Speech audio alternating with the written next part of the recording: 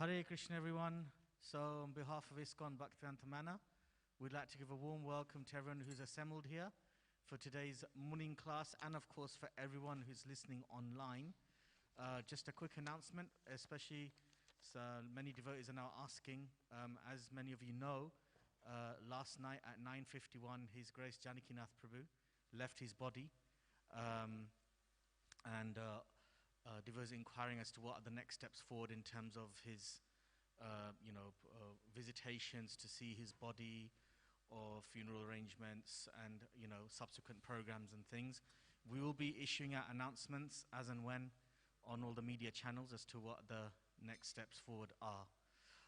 So we will have our morning class now, and afterwards, for those assembled here, as you know, we'll have breakfast across in the Sewa Hall as well. But now we'll have our Chaitanya Charitamrita class, and this will be given by His Grace Navadip Chandra Prabhu. Hari Bol. Hari Bol, Hari Bol. Hare Krishna. Clear?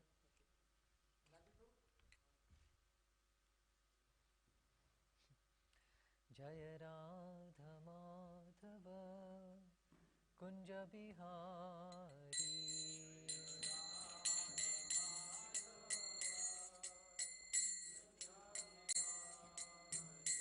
Jaya Radha Madhava Kunja Bihari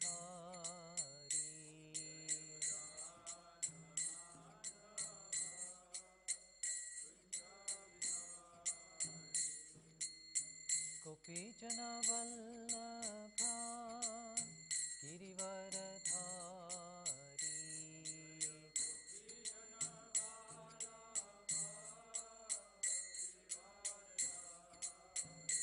Jaya Gopi Jana Vallabha Girivaradhari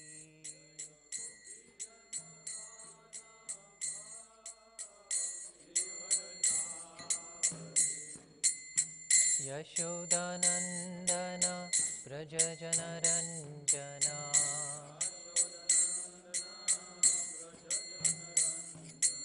Yashodanandana Brajajana Ranjana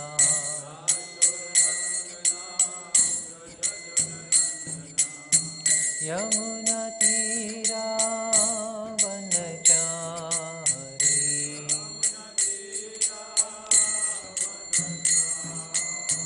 Yamuna Tira Vanachari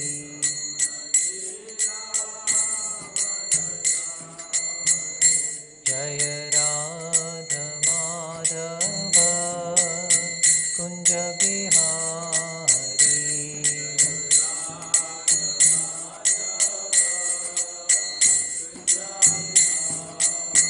Jaya Radha Madhava Kunja Bihari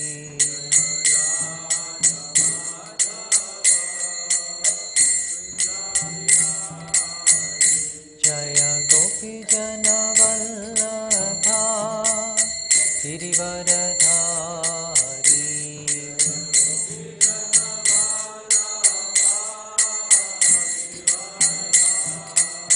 Jaya Gopi Jana Vallabha Girivaradhari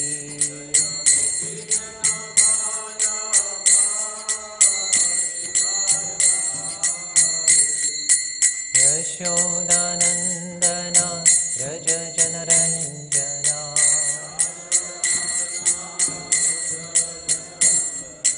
Yashodanandana Brajajana Ranjana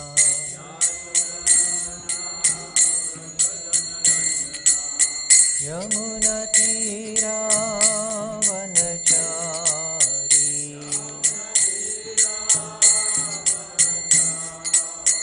Yamuna Tira Vanachari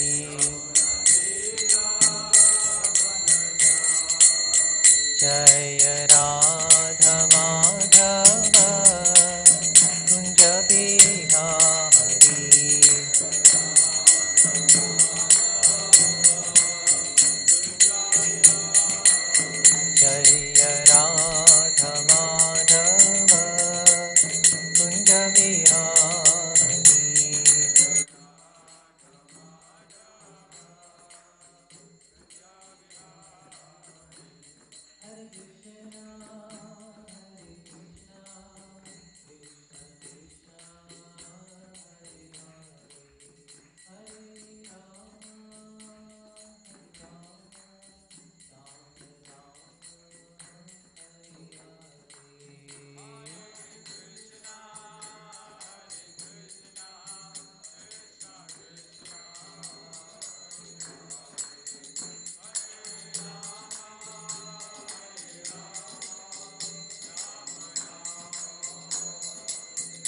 Hare Krishna, Krishna Krishna, Hare Hare, Hare Rama, Rama Rama, Hare Hare.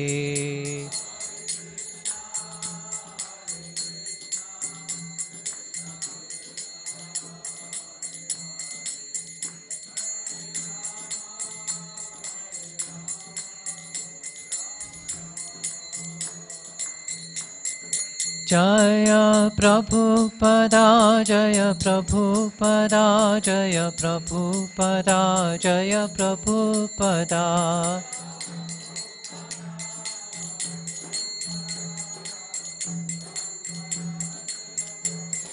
Prabhupada, Prabhupada, Prabhupada, Jai Prabhupada.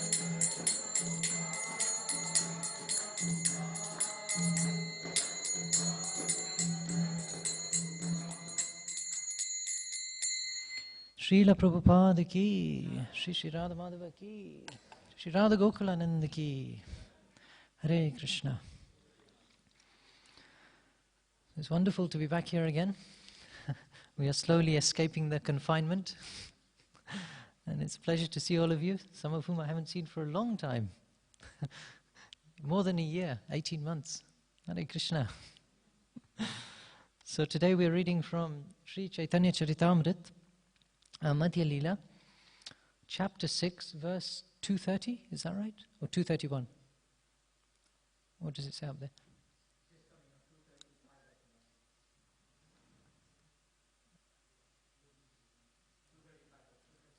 So 235 is up there. So we'll read from 231, I believe. Okay. Actually, I don't have the Bengali on here. 1 second.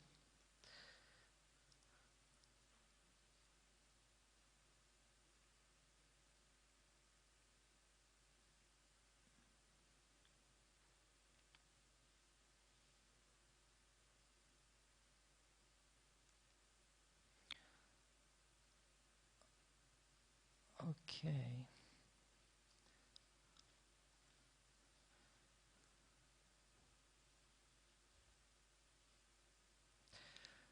If anyone has the Bengali on their phones, that would be helpful. So we don't have a book here. I have the English translations.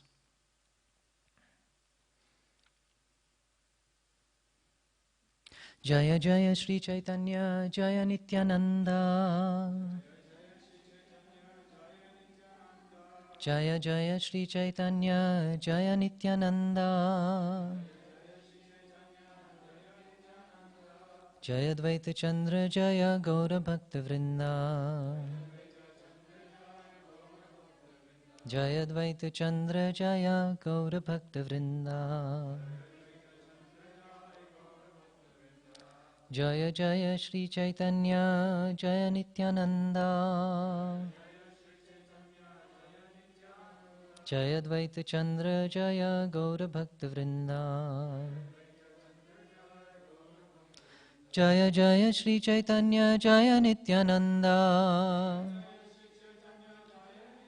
Jaya Dvaita Chandra Jaya Gaura Bhakta Vrinda.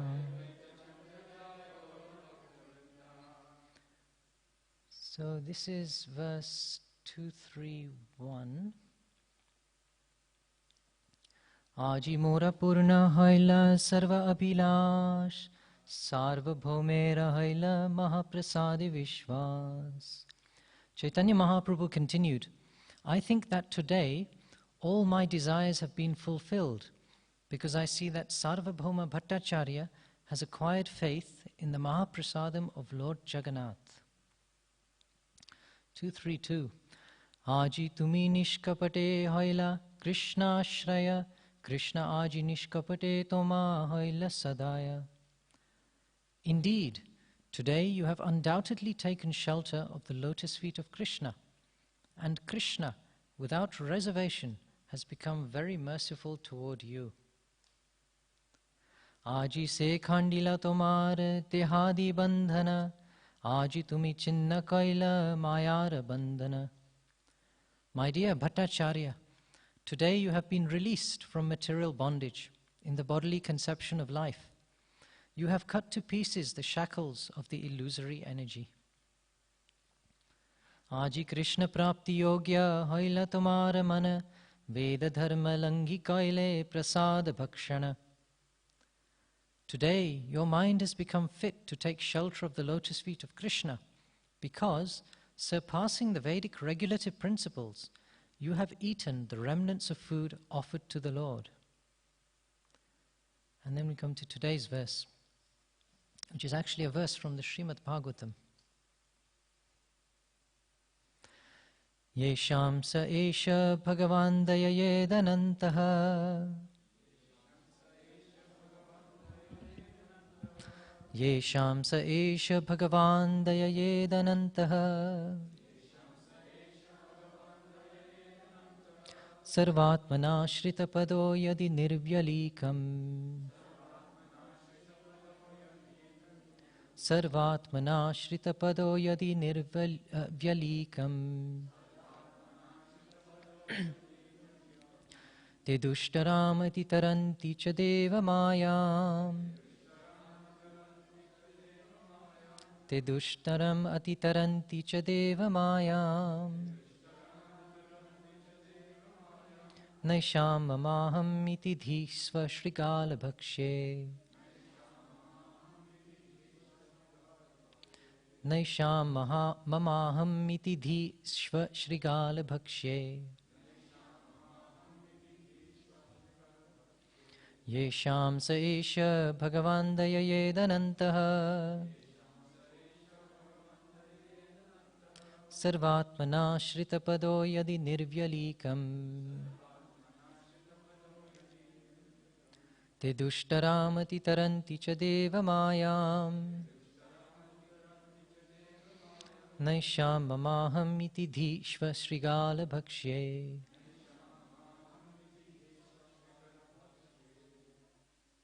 Anyone like to?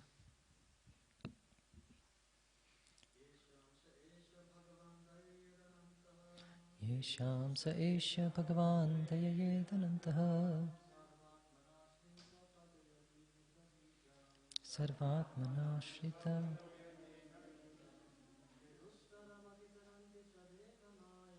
Te dushtaramati taranti cha deva mayam, Naisham iti dhishva shrigala bhakshe.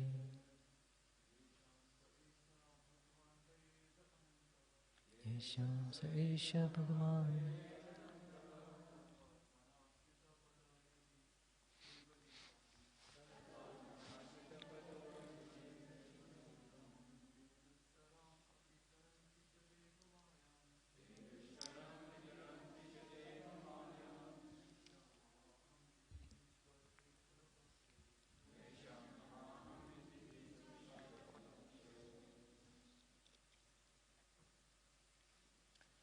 Ladies,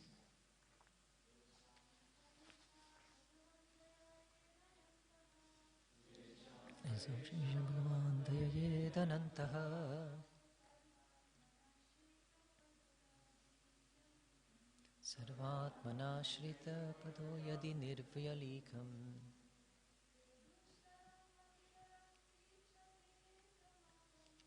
Te dushtaramati taranti cha deva mayam,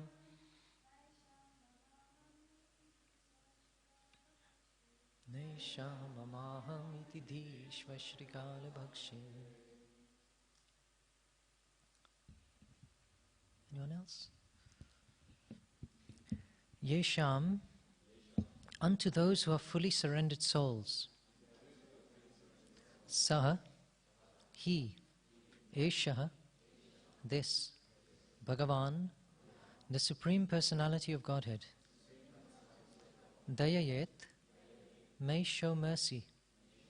Anantaha, the unlimited. Sarva Atmana, fully without reservation. Ashrita Padaha, those who have taken shelter of the Lord, yadi, if, nirbyalikam, without duplicity, te, such persons, dushtaram, insurmountable, atitaranti, surpass, cha, also, devamayam, the illusory material energy, na, not, esham, this, mama aham, my and I, iti, such, the, intelligence, shva shrigala bhakshe, in the body which is to be eaten by dogs and jackals. Translation by His Divine Grace, A.C. Bhaktivedanta Srila Prabhupada. When a person takes shelter of the lotus feet of the Supreme Personality of Godhead without reservation, the unlimited, merciful Lord bestows His causeless mercy upon him. Thus he can pass over the insurmountable ocean of nescience. Those whose intelligence is fixed in the bodily conception, who think, I am this body, are fit food for dogs and jackals. The Supreme Lord never bestows His mercy upon such people. Hare Krishna. Purport. The Supreme Lord never bestows His benediction upon those fixed in the bodily conception. As Krishna clearly states in the Bhagavad Gita 18:66, Sarva dharman parityajya mam ekam sharanam vraja aham tvam sarva papebhyo mokshayishyami ma shuchaha. Abandon all varieties of religion and just surrender unto me. I shall deliver you from all sinful reactions, do not fear.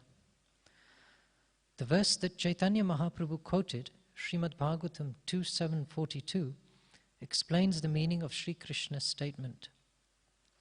Krishna bestowed his causeless mercy upon Arjun just to get him out of the bodily conception.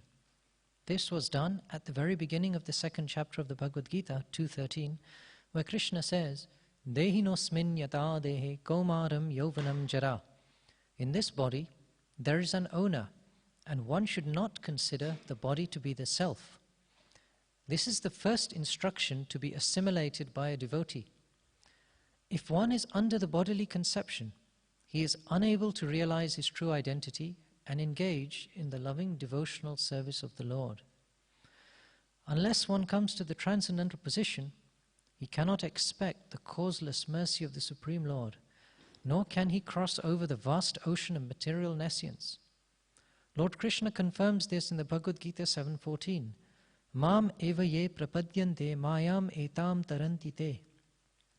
Without surrendering unto the lotus feet of Krishna, one cannot expect release from the clutches of Maya, the illusory energy. According to Srimad Bhagavatam 10.232, Mayavadi sannyasis who falsely think of themselves as liberated from the clutches of Maya are called vimuktamanina. Actually, they are not liberated, but they think that they have become liberated and have become Narayan himself. Although they have apparently realized that they are not the material body but spirit soul, they nonetheless neglect the duty of the spirit soul, which is to render service to the Supreme Soul.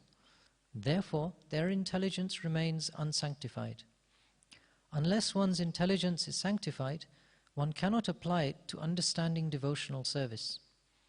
Devotional service begins when the mind, intelligence and ego are completely purified. Mayavadi sannyasis do not purify their intelligence, mind and ego, and consequently they cannot engage in the service of the Lord or expect causeless mercy of the Lord. Although they rise to a very high position by executing severe austerities and penances, they still hover in the material world without the benediction of the lotus feet of the Lord. Sometimes they rise to the Brahman effulgence, but because their minds are not completely purified, they must return to material existence. The karmis are fully under the bodily conception of life, and the jnanis, although theoretically understanding that they are not the body, also have no information about the lotus feet of the Lord, because they overly stress impersonalism. Consequently, both karmis and jnanis are unfit for receiving the mercy of the Lord and becoming devotees. Narottam Das Thakur therefore says, Karma Kanda Jnana Kanda Kevala Vishera Bhanda. Those who have taken to the process of Karma Kand, fruitive activity, and Jnana Kand, speculation on the science of transcendence, have simply eaten from poisoned pots. They are condemned to remain in material existence, life after life, until they take shelter of the lotus feet of Krishna. This is confirmed in Srimad Bhagavad Gita 7.19. Bahunam janmanam ante jnanavan mam prapadyate vasudevah sarvamiti samahatma sudurlabha. After many births and deaths, he who is actually in knowledge surrenders unto me, knowing me to be the cause of all causes and all that is. Such a great soul is very rare. Srila Prabhupada ki. Om Jnanati Mirandasya Jnananjana Shalakya Chakshurun Militam Yena Tasmai Shri Gurave Namaha Nama Om Vishnu Manaya Krishna Prishnaya Bhutale Srimate Radha. Well, that's a packed purport from Srila Prabhupada, and a verse which is quite serious also. Those who are in the bodily conception and who think that I am this body are fit food for dogs and jackals. It's quite a serious statement. One would think, what is the crime? After all, this is how people in the entire world are being trained at the moment, to think that they are the body. And it's just the norm. It's not that someone's done anything particularly bad. But it just shows what a gulf of difference there is between propaganda in the world and actual, real, progressive information. These Shastras give us knowledge and information which is of a special character and a special quality. And it has nothing to do with furthering our stay in this material world, or making it more comfortable, or making it more enjoyable, or about giving us a sense of fulfillment or achievement within this world. Actually, for a devotee, they feel the maximum fulfillment, maximum achievement when they actually do something substantial for the Lord. And Krishna consciousness is so wonderful, actually, that if we serve Krishna and understand that He's Bhoktaram, Yagyatapasam, Sarvaloka Maheshwaram, that He's the actual center point of all our activities, sacrifices, endeavors, then actually there is peace for everyone, peace and happiness for everyone. And so Prabhupada says that actually prosperity that Mother Nature offers, jewels, cows, wonderful grasses, fruits, vegetables, nature, the weather, these are all supplied in abundance by Mother Nature when there is a great outpouring of devotion for Lord Krishna. It is not that Mother Nature only supplies, or rather than supplies, we are forced to keep extracting as much as possible from Mother Earth through various contraptions, digging, mining. These things all have their place. They're okay. But our mentality at the moment is that my prosperity depends upon an ever-increasing industrial expansion that is designed to procure as many ingredients as possible from Mother Earth. And therefore that is the major power play in this world. How to achieve control over various commodities that exist. That is how the entire economic base works. Who has control over the different facilities, systems, resources, places, locations, infrastructure, is considered to be powerful. And therefore this is a major occupation in most governments and people's minds. Well, if people actually stepped back for a moment and actually considered that all of the items that are available were actually all there before we turned up as humans with our sophistication and technology. It's not that we created the oil. It's not that the diamonds in the mines were created by the scientists in the last 200 years. It's not that anything that we mine was created by any of us. It was all supplied by Krishna. And so, if Krishna And Mother Nature, as the immediate personality, can supply all these things. Do we really think that she cannot supply even more if required? There is unlimited bounty available in the earth. But this is the trick that Scripture teaches us, and in the first canto Prabhupada explains this in more detail, that if we satisfy the Supreme Lord, by His mercy, Mother Nature is very pleased. And when she sees that her ingredients are being used correctly to perform yajna, to offer to the Lord, she supplies even more and even more, in abundance. And so that is a trick which people don't always know, they don't always receive. But it's important to try to keep this kind of perspective. Some of the items that were spoken about in this verse, in this purport especially, are centered around who the Lord supplies mercy to. And what's clear is that Krishna does not supply mercy to someone who tries to further their bodily existence. Now there's different stages, different grades of spiritual practice. And turning to Krishna, rendering some devotional service to Him, inquiring into spiritual matters, is a very, very good start for devotional service. You know, we engage in the scriptures, we hear classes, we take some prasadam, we engage with the process. Now that has to develop further and further. And that is a very good start, because that is our connection. That by hearing from Bhagavatam, by hearing from the devotees, we make advancement. Nashta prayeshva badreshu nityam bhagavata sevaya. Everything inauspicious in the heart is destroyed. Pure loving service is established. This is how it happens. And by rendering service to the devotee, we develop an attachment, an attraction for hearing about Krishna. Now it does have to progress further, because we also need to move off the karma and jnana stages, which are mentioned in this verse. Now in the karma and jnana stages, there is also an understanding or a desire to progress towards the Supreme Lord, in many cases. The karmis engage in fruitive activities, and fruitive activities involving sacrifice, sometimes to the Supreme Lord.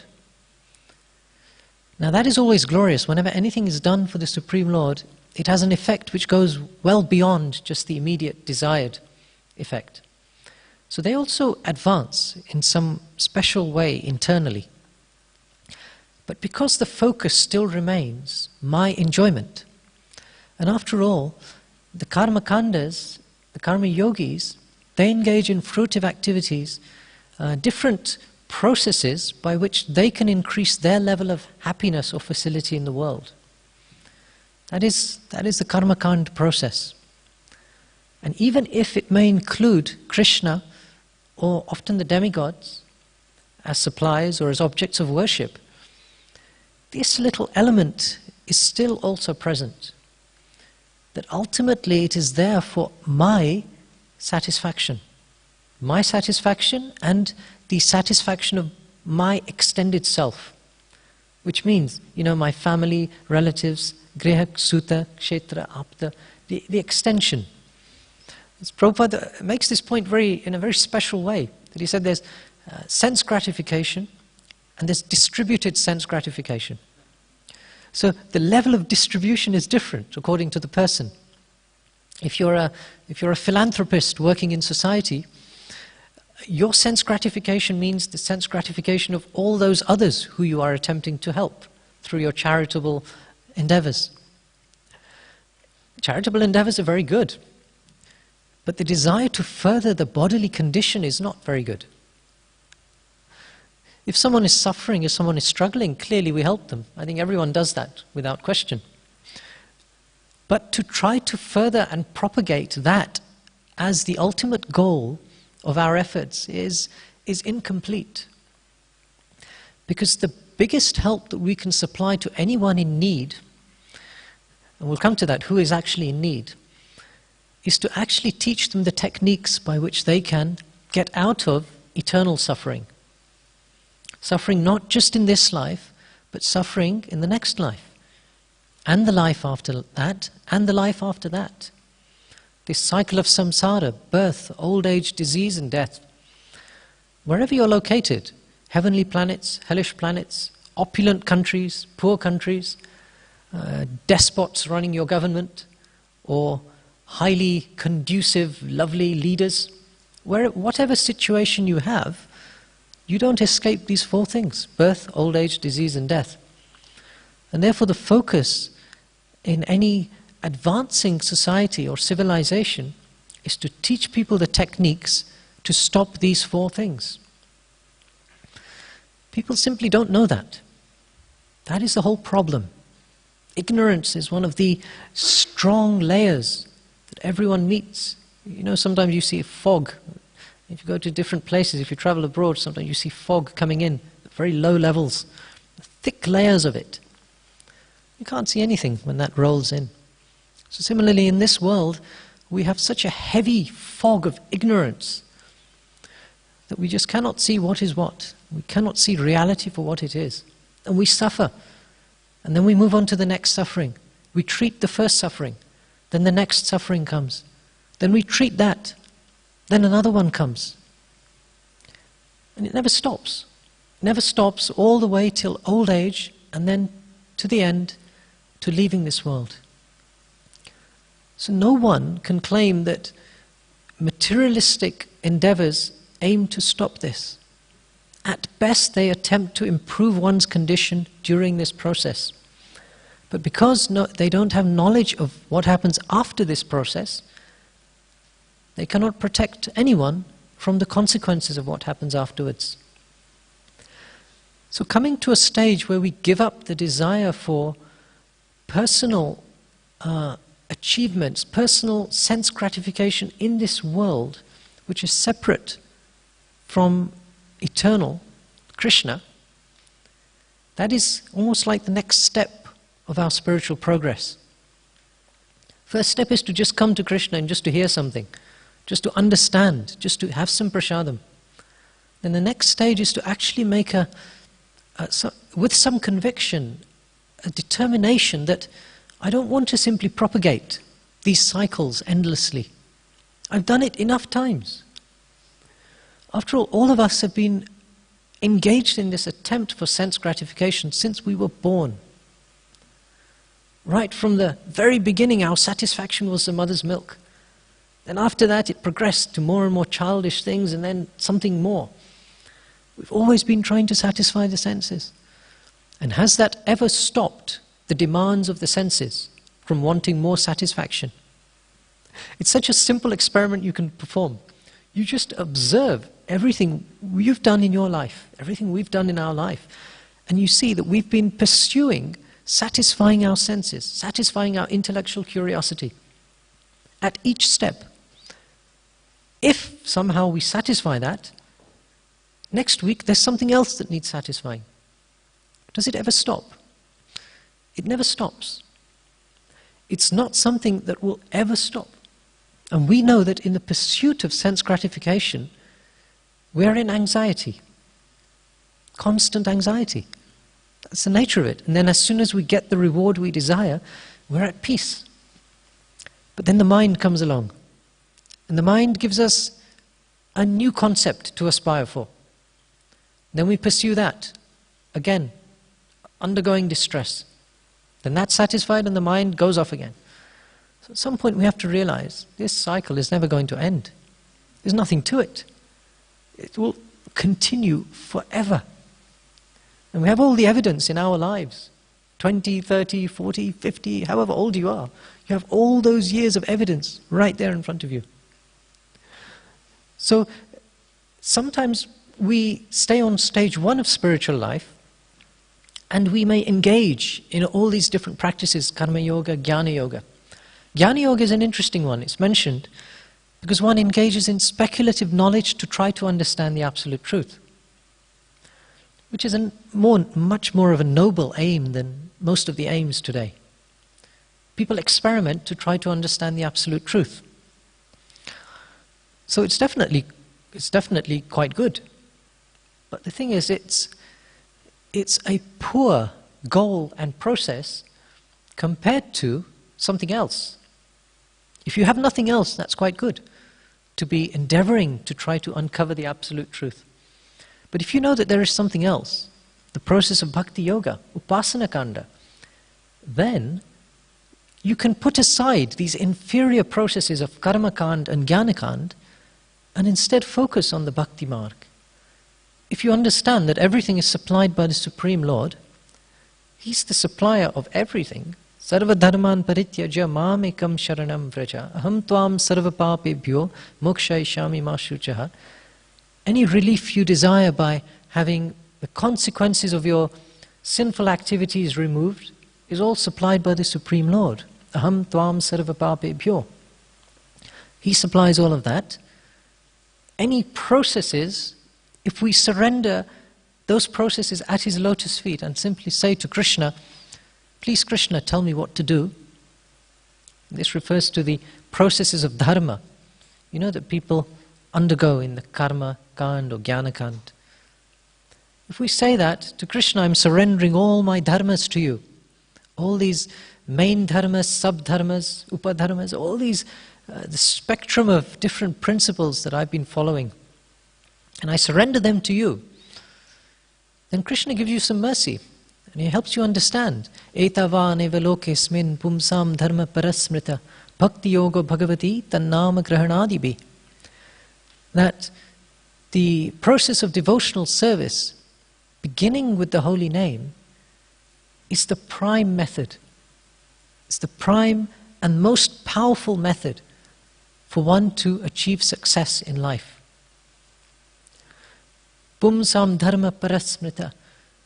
That all the different dharmas that are available can all be surrendered to the Lord and superseded by the process of devotional service, beginning with chanting of the holy names.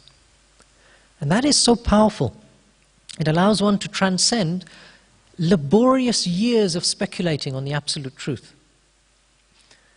If we hear from the authority, Srila Prabhupada, the acharyas, about the absolute truth, and these are persons who have realized the absolute truth, have been directly empowered by Krishna, and who see Krishna all the time, we save ourselves a lot of trouble. A lot of trouble trying to uncover how this mechanism works, how this aspect of spiritual life works. We save ourselves all this speculation, which is the item of engagement for jnana yogis. They want knowledge, they want to speculate. And this conversation is about with a person who is a great speculator. Sarvabhauma Bhattacharya is a great Mayavadi sannyasi and a great speculator on the absolute truth. And the consequences of that speculation, fueled by Shankaracharya's teachings, have situated himself in thinking that the Lord has no form. That's it. The Lord has no form. That's the goal of your studies, the goal of your speculation. Impersonalism. Therefore he's called a Mayavadi. Now some can say sometimes he's actually a Brahmavadi, maybe not a full Mayavadi, but these are technicalities which are largely overlooked by Prabhupada when he uses the terms. He's clearly referred to as a Mayavadi. He's adopting an illusory understanding of Krishna, of God. That here is someone who is formless, impersonal. And to extricate him from that condition, Mahaprabhu undertook a great leela. And that leela started when he first came to Puri and went to the temple of Lord Jagannath. And as you've been hearing over the last few weeks, months, when Mahaprabhu entered that temple, he fainted. Out of great ecstasy, having seen Lord Jagannath, he fainted. And it caused quite a commotion, because Lord Chaitanya was a rather unusual, large individual as well. Beautiful. He crashed to the ground, and it was a great shock and surprise for everyone, a great source of wonder. Then Sarvabhauma Bhattacharya, he detected certain symptoms on his body, certain ecstatic symptoms. Even though he was a Mayavadi, he could understand that there is something advanced going on here. And very kindly he took him to his house, let him rest there, and slowly brought him back, encouraged him, fed him nice prasadam from Jagannath, which was much appreciated by the Lord. And then they had a whole discussion on philosophy. And Sarvabhauma Bhattacharya desired to educate Lord Chaitanya into the real Siddhanta of the Mayavadi sannyasis. And so he taught him various things from the Vedas, Vedanta. And then they had a whole discussion where Mahaprabhu explained that your explanations are actually covering the real message and purport of the Vedas. And I appreciate what you're saying, but I can't find any taste there. And then he proceeded to explain the meanings of the Atmaram verse in 18 ways, etc. And although Sarvabhauma Bhattacharya was a great staunch sannyasi, a very learned scholar, very highly placed in society, he was a leader of many disciples, he was thoroughly defeated by Lord Chaitanya. And Sarvabhauma Bhattacharya realized that I'm dealing with the Supreme Lord. Sarvabhauma Bhattacharya did many nice, uplifting things during this entire process, despite being a Mayavadi. He looked after Lord Chaitanya's devotees, his associates. He brought prasadam to the Lord. He desired for him to learn Vedanta. He arranged residential quarters for him. He facilitated him very nicely. He rendered a lot of service to Lord Chaitanya. And Lord Chaitanya reciprocated with this.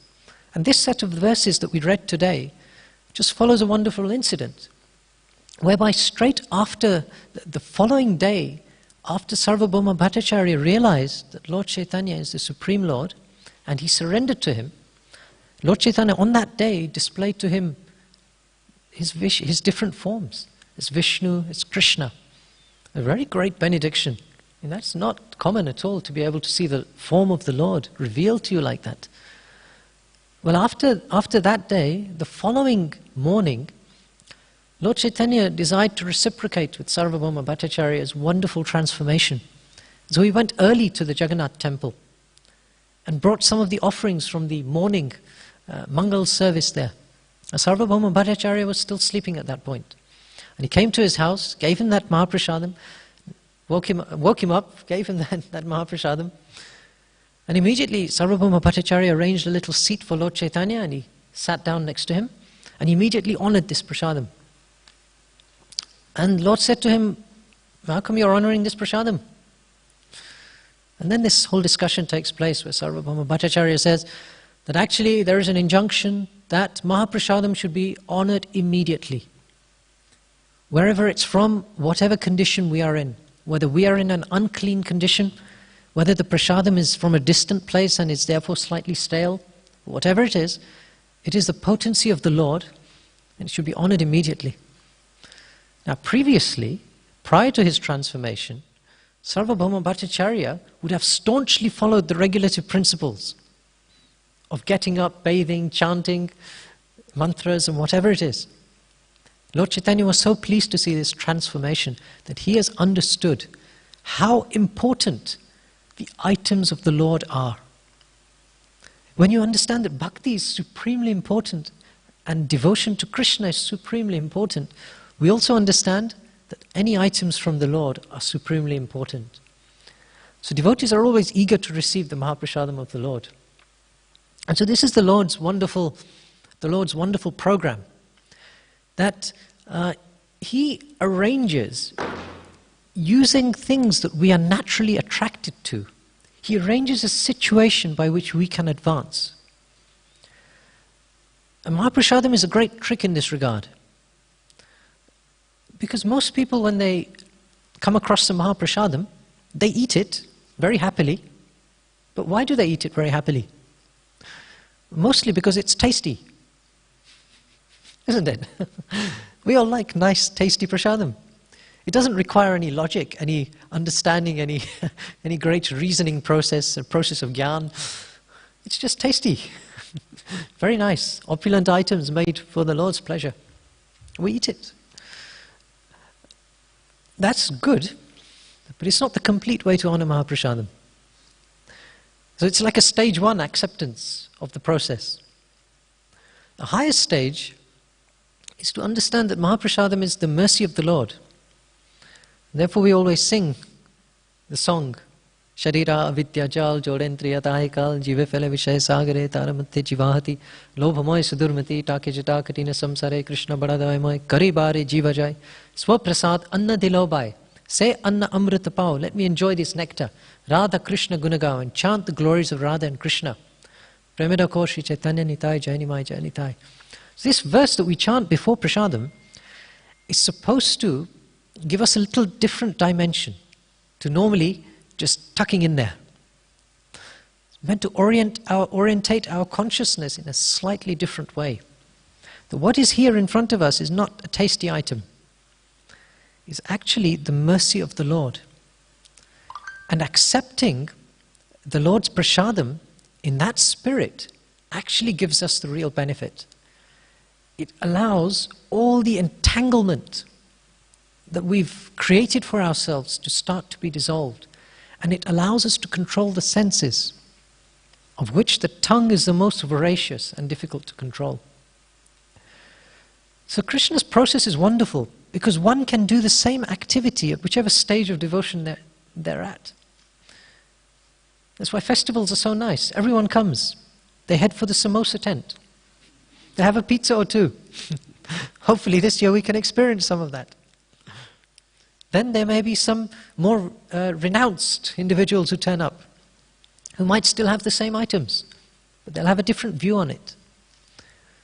Then they may go off to the volunteer prasad area at midnight after the Lord has been welcomed, and they may relish some nice prasadam there.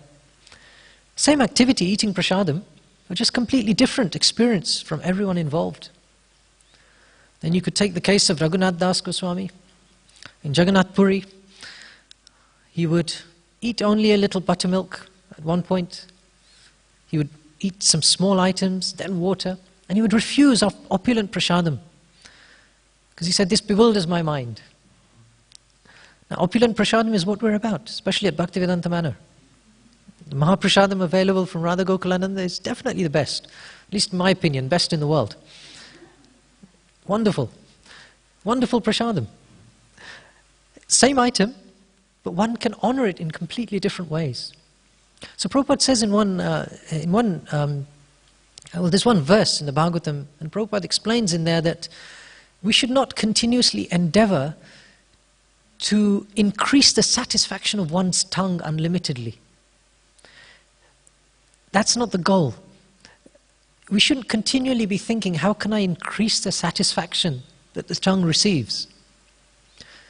Rather, the aim is to subdue the tongue's demands, because it's the most voracious.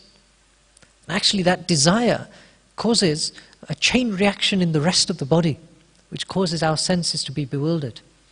So this is why one of the main things that those endeavoring to control their senses do is that they control their eating. So initially, we of course control our eating by eating only Krishna Prasad. That's a big achievement. Then as we progress, we may start to think less of the satisfaction it brings to the tongue and more about honoring it in the spirit that Sarvabhauma Bhattacharya honored it. That this is the prasadam of the Lord. In his case, delivered directly by Lord Chaitanya. In our case, also delivered ultimately by the Lord, but through the hands of the devotees when they serve it to us. So it's very potent, very powerful. So we can actually get a good appreciation for Mahaprasadam if we think in a slightly different way. The body's supposed to be fit for dogs and jackals. If one is in the bodily conception and only thinking of eating and sleeping and improving one's comfort. Therefore it's said that Shvavid Varahostra Karai Samstuta Purusha Pashu Nayat Karana Patopeto Jatu Nama Gadagraja. Men who are like hogs, dogs, camels and asses. Praise those men who never talk about the glories of Krishna. So if our nature is hogs, dogs, camels and asses, we offer great praise and great glorification of others who never talk about Krishna. That qualifies us to be in that category, hog, dog, camel, ass. It's our ultimate insult. You hog, dog, camel, ass. But that's the thing, that actually our behavior is no better than that. Hogs, dogs, camels and asses all engage in these 4 activities: eating, sleeping, mating and defending. And if our aim is just to do these, which basically means ignoring Krishna, then we are of the same category. So the recommendation for humans to make success of their life is to turn to Krishna in devotion, and the people who do that are the people who should be glorified. When one chants the names of the Lord, is considered extremely advanced. Yannamadheya Shravananu Kirtanat. Such a person is considered very advanced. He's undergone many pious activities in the past, in previous lifetimes, to come to the stage where he wants to chant the holy name. So that's the type of person that should be glorified. And to get to that is definitely rare. It means we have to transcend karma, we have to transcend jnana, we have to reach a stage of pure devotion to the Lord. And if we do that, then that's it. No more troubles. We might have anxiety in the service of the Lord, but definitely no miseries that come about from material aspirations. We will relish the anxieties placed on our path of serving the Lord because they allow so many other people to be benefited. The process of preaching, the process of encouraging people to come to Krishna is uplifting for the whole world. Jare dekho taraka hai Krishna upadesh. That's what we should do. Whoever you see, whoever you meet, tell them about Krishna. And so this is the wonderful pastime of Sarvabhauma's transformation. A tremendous transformation. If Sarvabhauma could be transformed, and he's a staunch Mayavadi opposed to the form of the Lord, then definitely many individuals can be transformed too. But let's now adopt some of the behavior, the refinement, the qualities, the mood of service that Sarvabhauma Bhattacharya adopted. And then we will eventually get the mercy of the Lord. So, is this the time we normally stop? 8:30? Or I don't know what the timings. Yeah? So then I'll ask if anyone has any questions. Questions, comments?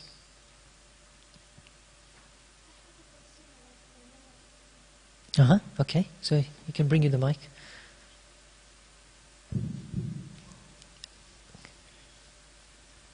Thank you for a wonderful lesson. Thank you for being here. I have a question also.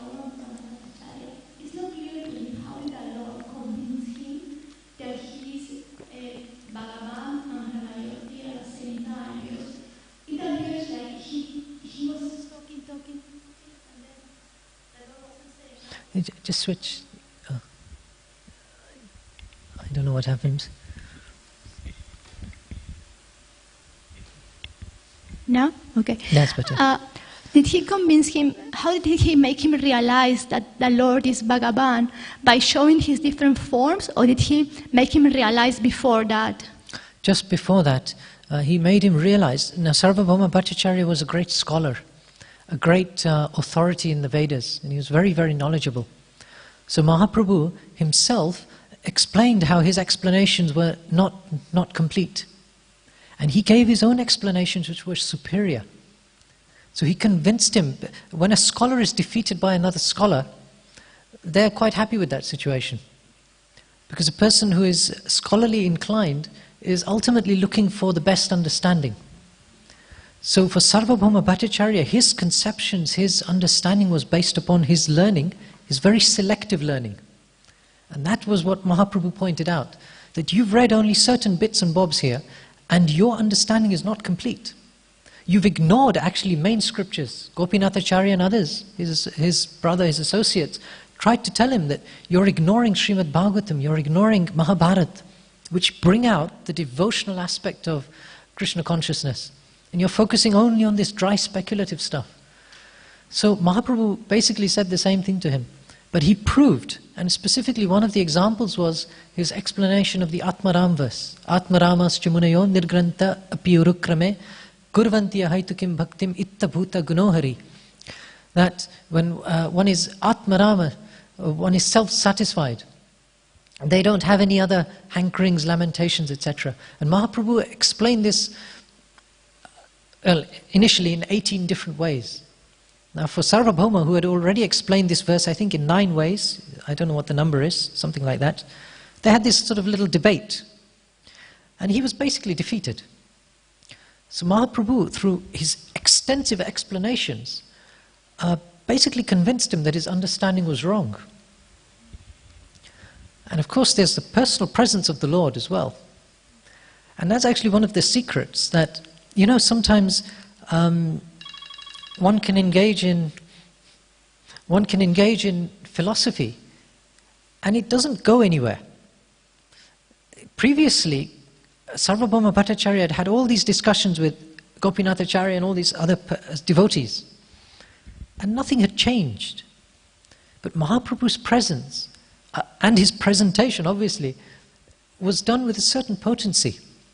So philosophy sometimes entertains people. You know, people discuss philosophy. It gives them some intellectual satisfaction. It gives them a little sense of intrigue, a feel of some sort of progress. But it does not always lead to devotion. It will lead to devotion only if the Lord bestows that upon us. And so we have to understand that through the Bhakti Shastras we can understand the glories of the Lord and understand the glories of devotional service and engage in the practices. But we actually need the Lord to give His mercy to us. So Mahaprabhu in this whole episode is praising Sarvabhauma Bhattacharya because Lord Jagannath has given him His mercy. Actually, he's done it himself. It's Lord Chaitanya, who is Jagannath himself, who has given Sarvabhauma Bhattacharya his special mercy. And the same qualification was described about Rupa Goswami. That all Rupa Goswami, all the other associates are great devotees of the Lord. But how is it that you understand the mood of Lord Chaitanya so much? It's because you have received direct empowerment from the Lord. That's in like another level of closeness to the Lord. We can follow bhakti process perfectly.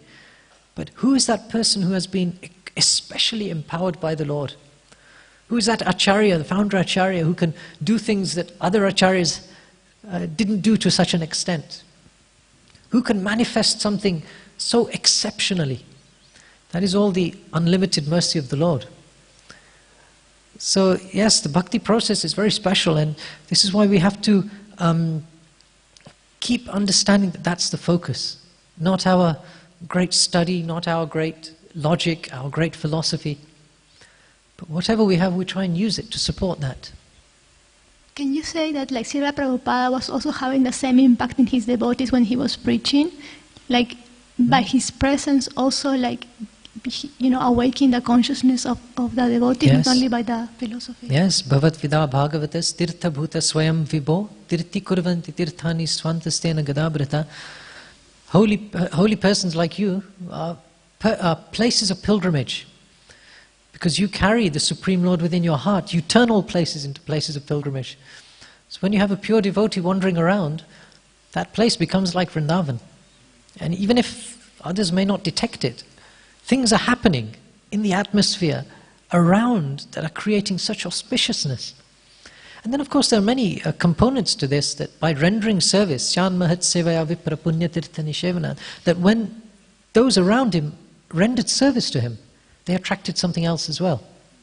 They attracted the desire to hear about Krishna. So the more one engages, all due to the presence of a pure person, it just takes off. It increases. Then one is introduced to the scriptures, one's transformation of the heart takes place, one worships the deity, one practices clean life, one undoes all the other nonsensical things they've been doing, and one just becomes completely different. Sarvabhauma Bhattacharya composed 100 verses immediately in glorifying Krishna. Composed them so quickly, so expertly. It's part of his transformation. And prior to that, he would have composed verses denying the Lord's form. So the results of being touched by Lord Chaitanya are special. Thank you. Yes, Prabhuji. Hare Krishna, thank you for the wonderful class. I have a question about the power of prasadam you were mentioning. But then, on the other hand, we also see someone like Raghunath Das completely kind of refusing to take anything but remnants, and even then refusing to take that. Refusing to take remnants? Well, even when he was just given the Mahaprasad, and then, when he was just taking whatever was, thrown away. And how do we kind of reconcile that with kind of honoring any prasad that is there, or? Yes, these are different stages. We have to just be clear which stage we're on. If we try to adopt the behavior of an Uttama Adhikari, it could be slightly problematic. We're supposed to have a sort of a clear concept where we are and where we're going, but not to claim that we're on a platform higher than we're on. When one is situated in a greatly transcendental state of consciousness, and one understands that actually pleasing Mahaprabhu is actually the goal. Mahaprabhu was very pleased when he saw Raghunath Das's renunciation. Mahaprabhu was very pleased when Raghunath Das was renouncing all tasty items. Now that becomes a higher principle. That becomes a higher principle. To please the Lord ultimately is our goal. The bhakti process is about offering pleasure to the Lord. Sanatana Goswami could see that Lord Chaitanya was dissatisfied with his blanket. Lord Chaitanya wanted renunciation to be demonstrated by many persons he came into contact with. And some of those associates, he sort of expected it. He expected that. From others, Pundarik Vidyanidhi and others, they had more opulent lives. Ramachandra Khan and others, even Rupa Sanatana Goswamis before, they were vastly opulent. So what is allocated to each person is different.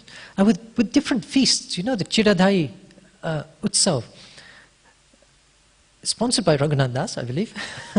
Isn't it? He's part of that whole pastime in the beginning, just before he was about to, just before adopting fully the renounced path. Mahaprabhu and Lord Nityananda tried to ensure that all the devotees would eat as much as possible. In one description, Mahaprabhu fed the devotees 5 times what they could eat. Filled them up to the top. Or he himself ate 5 times the quantity. There are so many prasadam descriptions in the Chaitanya Charitamrita. So you do have this. You do have these multiple facets. That Mahaprabhu wants all the devotees to be fully happy, fully enjoying Mahaprasadam. But he's also extremely pleased when there are some devotees who adopt a mood of great renunciation, where their focus on the Lord completely outweighs any activity connected to the body. And their honoring of prasadam is really just to honor. It's just to honor. That's also very pleasing to Mahaprabhu. In the later stages, Rupa Goswami, Sanatana Goswami, they would offer,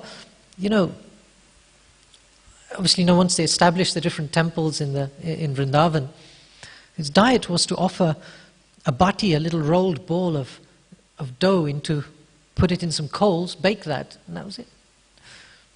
That was his diet.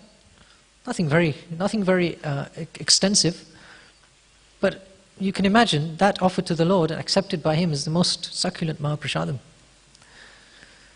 So yes, it is an idea. It is, as we become less connected to the body, the desire for bodily items decreases. Eating, taste, that all decreases. But we shouldn't act as if we can do that right now. We should try to control ourselves. And there's many instructions where Prabhupada encourages us to control our eating. As this one verse, we shouldn't unlimitedly try to increase the satisfaction we provide. But for a person who is at a very low stage of Krishna consciousness, provide them all that satisfaction they can get through Mahaprasadam. That's the injunction. You see, completely different prescriptions given. You should eat a lot, you should eat little.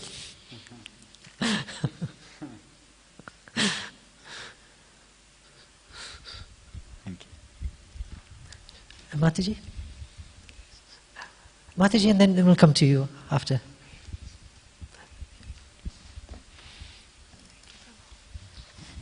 Hare Krishna Prabhuji, thank you for the lovely Chaitanya Charitamrita today. It's lovely to hear again about Sarvabhauma Bhattacharya. A question regarding about his Mayavadi philosophy. He did perform deity worship, Prabhuji, with Jagannath Swami. And but then again he changed suddenly to everything. Obviously I can understand, like, Krishna, Chaitanya Mahaprabhu was there and he with his potency. My understanding, I just wanted you to explain, Prabhuji, even though he was doing deity worship, all of us do deity worship, and still, I mean, he was doing all the sevas of everything, all the processes what we are doing, he was doing, but still he was called a Mayavadi because. But we think that by praying to Lord, by doing the deity worship, we are doing all the processes which we do for the Bhagavan. So where are we doing right and where did he not do right? Well, one thing is with Mayavadis, they adopt a Pancha Shikap, they adopt worship of 5 deities actually. Ganeshji is one of them. There's 5 specific deities they worship, but their understanding is that these are tools to help me realize that I am ultimately Narayan. And therefore a greeting that they offer to others is Om Namo Narayana.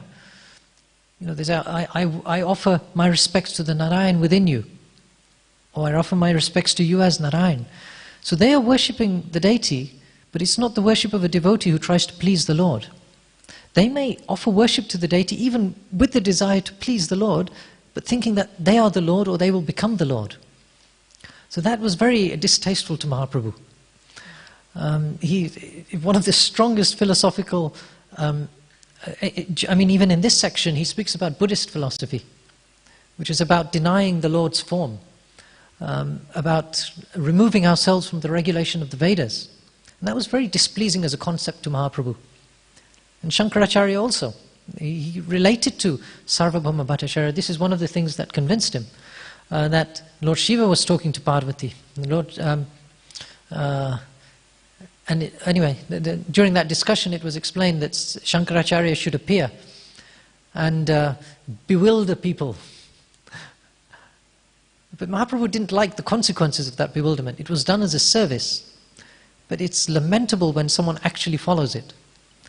So in his discussion with Sarvabhauma, he also mentions that this philosophy that you're speaking is basically Buddhist philosophy. But you're pretending as if it's something really exalted. It's not, and therefore there was, as you rightly say, there was a great gulf, between a practice which is meant with a certain understanding. But now he's carrying out the same practice, but with a completely different understanding. It's like misappropriation. So Mahaprabhu had to correct that. But you can see, because of his general qualities, he was able to receive that correction. And when presented in the right way, he transformed, became an excellent devotee, one of Mahaprabhu's leading devotees. So every single person can be like that. Simply if they just get a chance to hear about Krishna, they can transform from whichever state they're in to being a topmost devotee of Krishna. So yes, we shouldn't confuse their practice to be the same as a devotee's practice. There's completely different things going on. Thank you, Prabhu. Just one more question can I add? It's regarding the prasadam. Like, obviously you want to cook prasadam for the Lord, So today I'm going to cook, laukika or whatever, tomorrow some gobika or something else. Is that called sense gratification or not? Because Is that it's called sense gratification. Because you want to cook for the Lord, but ultimately you're going to take the prasadam. So indirectly... Yes, well, the question is whose sense gratification? Yeah. To cook for sense gratification is okay, but it Not has for to the be the Lord. senses of the Lord. So if you're thinking, my Lord likes loki sabji, and you make that for him, then you think, oh, he might like a jalebi or two with that, I'll make that for him. That's good. It does become a grey area. When we are cooking and ultimately you're cooking to feed your family or those around you, there's definitely an item in the mentality which is that I'm cooking to satisfy them. Especially when later you get the feedback very clearly. Especially children will express the feedback very clearly. So then your clarity of who am I offering this to definitely does get impacted. And that's why one thing is that we're supposed to offer service to the deity. So Prabhupada wanted congregation members to come to the temple as a priority, where possible. He didn't want devotees to, in one place he said this, he didn't want devotees to just be sitting in their homes, following their regulative processes, offerings, all of that, independently. He wanted them to come and serve the central deity. And so that's very important, because when you're doing that, there should be zero consideration of this is to satisfy this devotee, or this person has come, it's to satisfy them. There should be absolutely no question that thought comes. Because this has to be the one place, Radha Gokulananda, or the installed deity specifically, where no other considerations are important. We're offering Krishna a selection of items which are for his pleasure, and we're feeding him nicely. And then we may honor some of that later. So we can also bear in mind a good quality I see in many of our congregation when they come, is that they only take a little bit. You know, they'll queue for right up to the shuram and double back sometimes to get a little Mahaprasadam, and they'll say, I only want a little bit. And that always inspires me. I'm there with my big plate, you know, stocking up. It's very inspirational, because it means that the person has some concept that this is not for feeding the belly. So when we are, especially if we, over time, you know, if we learn to cook for the deities, it will help with developing that mood that I'm cooking for the Lord. And so we should try to do that. Thank you, Prabhuji. Thank you very much. Thank you. Hare Krishna. Yeah, I think Prabhuji, you had a question also.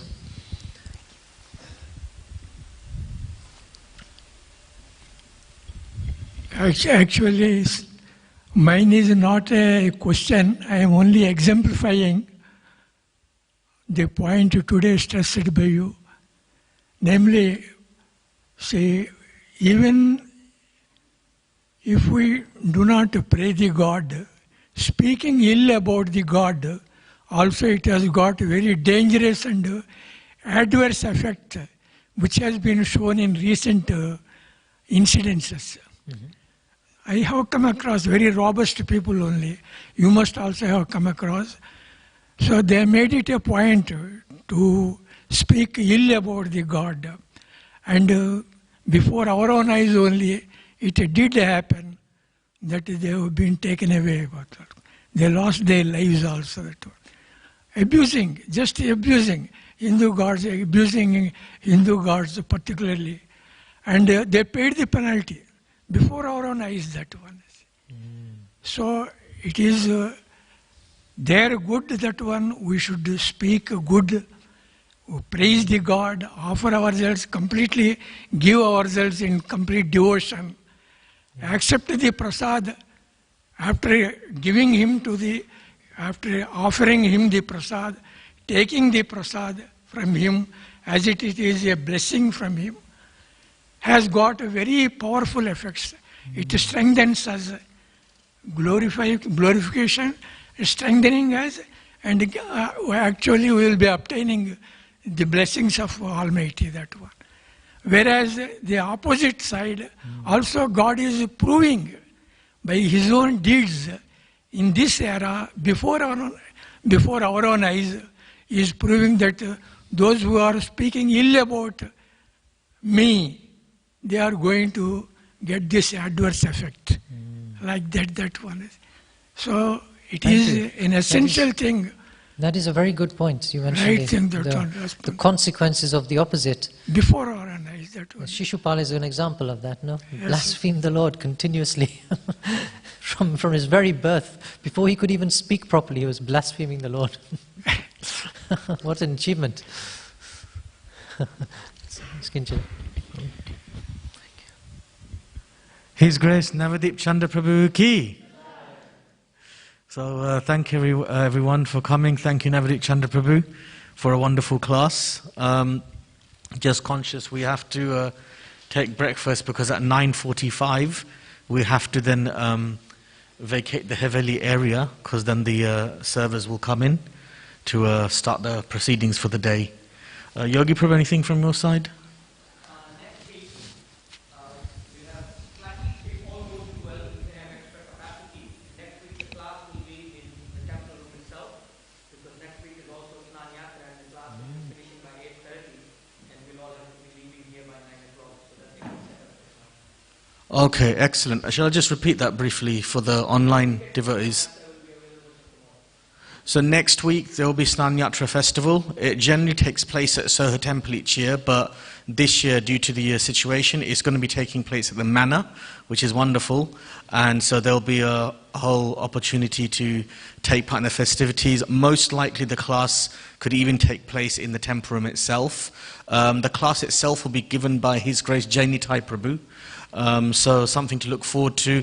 Are we, Yogi Prabhu, are we allowed to take part in the bathing of the deities as well? You know.